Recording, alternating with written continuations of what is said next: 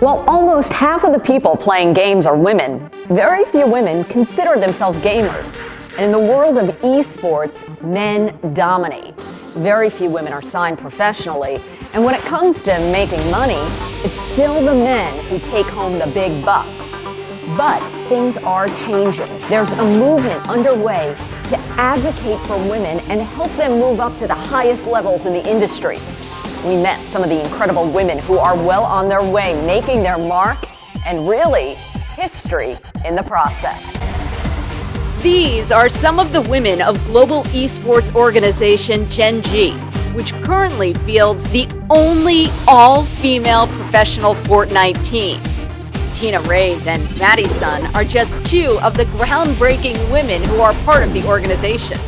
I started gaming when I was 9 years old. My dad and my older brother used to play a game called Combat Arms. It's kind of like a Counter-Strike type of game. I watched them play it and I wanted to get in on it, and then ever since then I've just been playing FPS games. It's stressful being a woman in gaming with all the toxicity, the negativity, but you know, someone has to take the stand in order for more people to join in.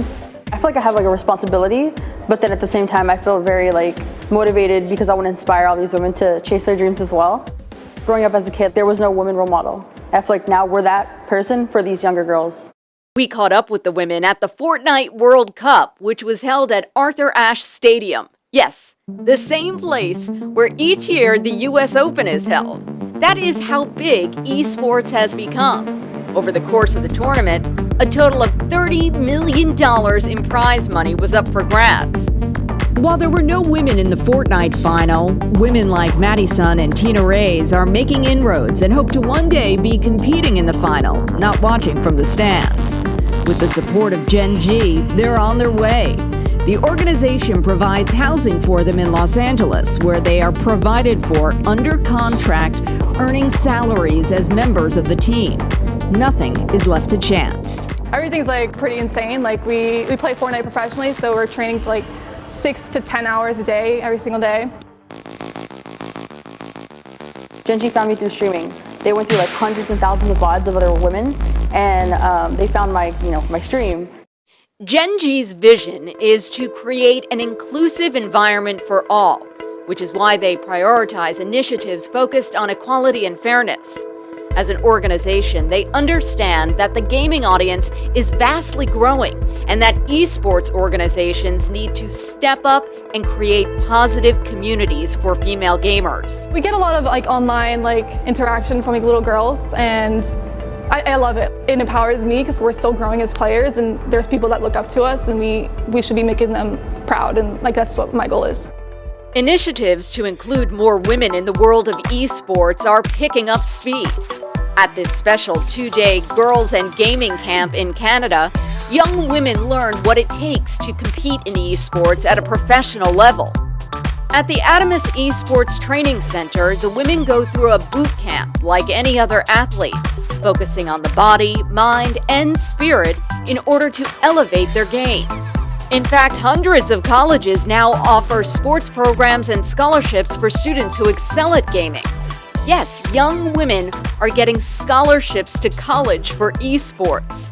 Even high school clubs and varsity teams are popping up across the country, reflecting the tremendous growth.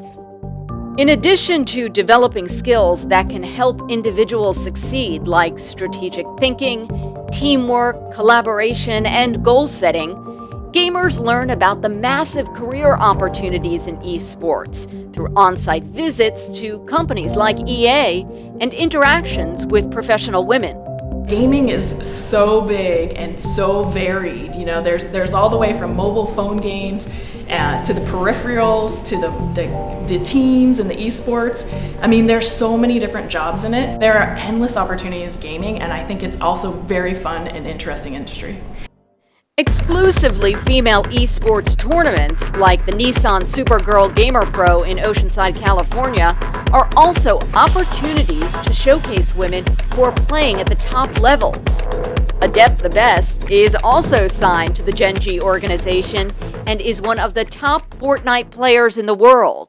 The biggest challenge, I guess, that I face as a woman in gaming is just being treated as a gamer. I'm just trying to be there and be the best just like everyone else, and people have kind of underestimated me because I'm not afraid to talk on the mic. Like, I will not hide that I'm a girl. And they think that they could kind of quiet me down, but it's not happening. We're here, we're trying to win the game, and that's it. Buck up and win the game. Like, let's go. Video game industry veteran Brenda Bailey says that by encouraging more women to become video game creators, more content will be produced, which will in turn encourage more women to play competitively. There's so many reasons that a girl should consider a career in gaming. Gaming careers are so varied and so creative. Whether you're someone who loves math and wants to be a programmer, or you're an artist and you might be interested in animation or design, or whether you're a really good organizer and you might be a project manager, or you love business, there's so many opportunities to get involved in gaming. Women like Tina Reyes and Maddie Sun are breaking through so that others can follow. I want to see like women and men like in the World Cup, like in esports in general, like competing against each other, not just purely men or like maybe one girl. Put yourself out there in a good way, play as much tournaments as you can, stream, do YouTube, do anything where your name will get seen. Because there could be like the best woman out there and you'll never find her because she doesn't like, you know, post anything, no one really knows of her. So branding yourself is a huge part of like getting discovered. I want to be seen as a professional gamer, and I get rid of the title of female gamer. I think the title is necessary right now to motivate other people and myself as well, but that's my goal, is for like myself, my teammates, and more women to just be part of it.